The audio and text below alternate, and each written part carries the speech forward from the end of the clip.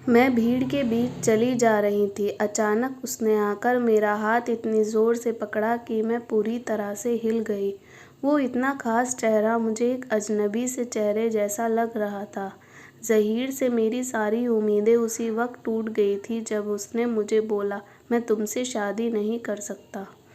5 साल का हमारा रिश्ता उसने एक झटके में तोड़ दिया था। आज भी मुझे वो दिन याद है जब मेरा सब कुछ ख़त्म हो गया था। जब उसने बोला, मेरे घरवाले नहीं मान रहे, मैं तुमसे शादी नहीं कर सकता। मैं छत पर खड़ी उससे फ़ोन पर बात कर रही थी।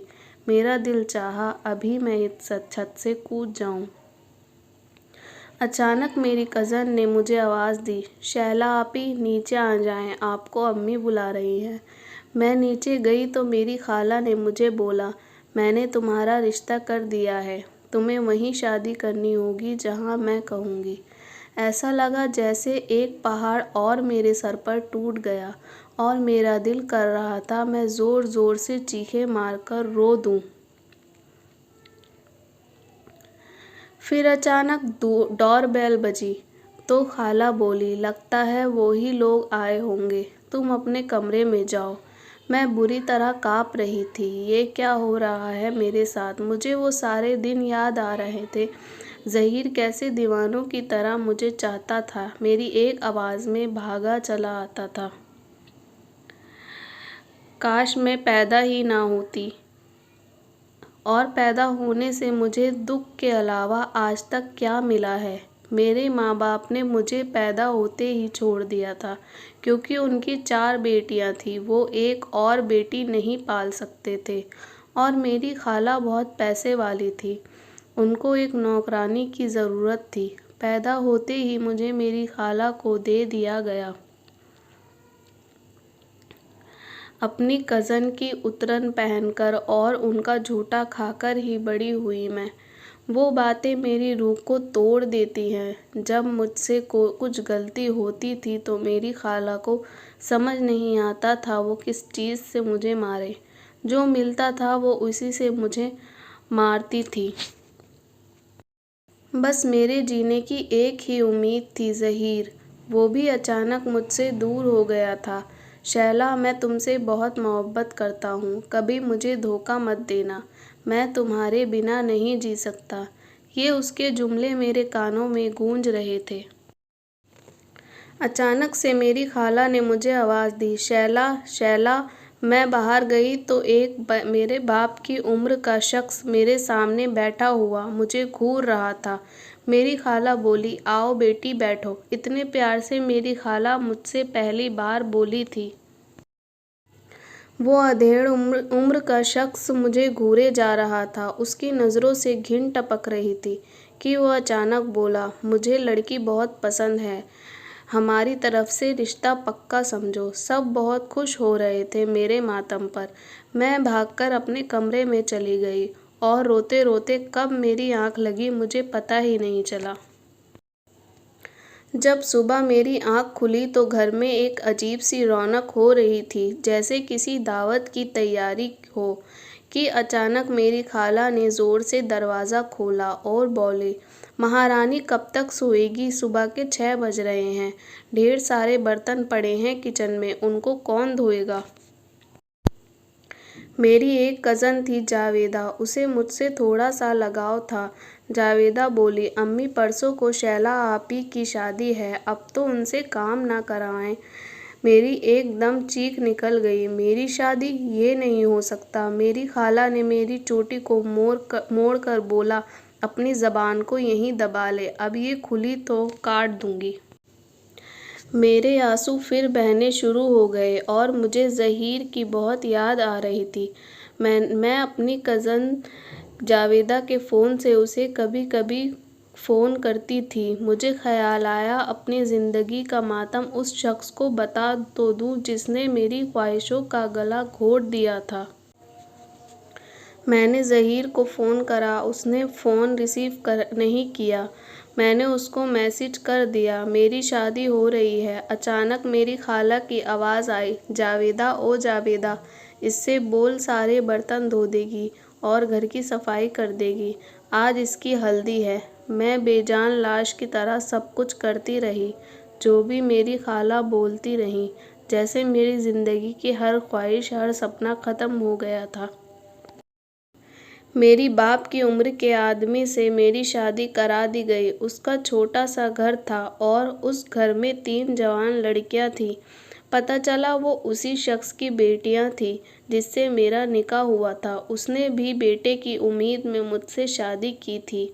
उस शख्स को तो जैसे मुझसे कोई मतलब ही नहीं था।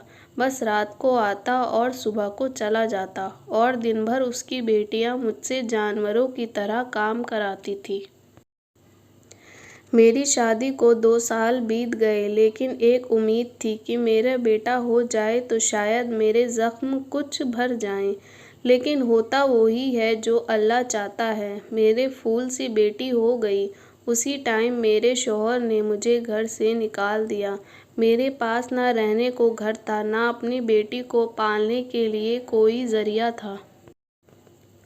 बस एक उम्मीद थी, मेरी 12वीं की मार्कशीट। मैं उसे लेकर नौकरी की तलाश में अपनी बेटी को लेकर सारा दिन घूमी। दिन तो जैसे तैसे कट गया था, लेकिन रात कैसे कटती। मैं एक पेड़ के नीचे बैठी थी, अपनी बेटी को दूध पिला रही थी और मेरा पेट भूख की शिद्दत से सिकुड़ रहा था। फिर अचानक एक बूढ़ी अम्मा मेरे पास आई, बोली, बेटा यहाँ क्यों बैठी हो? मैंने उनको अपनी सारी बात बताई। वो अम्मा मुझे अपने घर ले गई। उनका एक कमरे का छोटा सा मकान था, लेकिन सर छुपाने के लिए वो मुझे बहुत बड़ा लग रहा था। वो अम्मा अकेले रहती थी, उनका बेटा उनको छोड़कर चला गया था।